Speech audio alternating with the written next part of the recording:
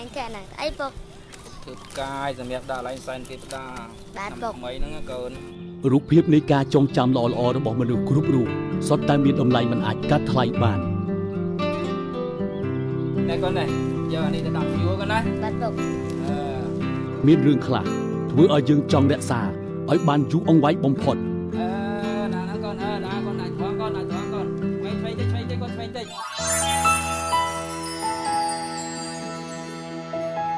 ហើយនោះក៏អាចជាពេលវេលានៃការជួបជុំរីករាយដោយរសជាតិដ៏ពិសេសនិងបានបង្កប់នូវអត្ថន័យដ៏អស្ចារ្យតាំងពីទសវត្សរ៍ទី 60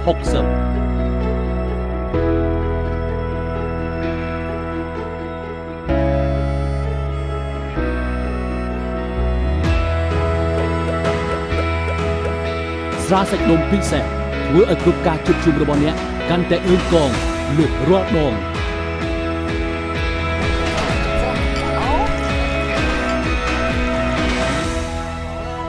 រក្សាមិត្តភាពជិតស្និទ្ធនិងកាន់តែស្និទ្ធស្នាលយូរអង្វែង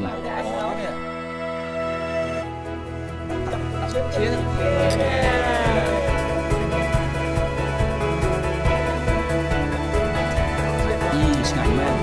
ឆ្ងាញ់តែទៅឆ្ងាញ់មែន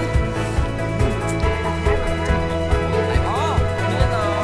អីពូទៅហូបអីនេះតោះហូបឈៀន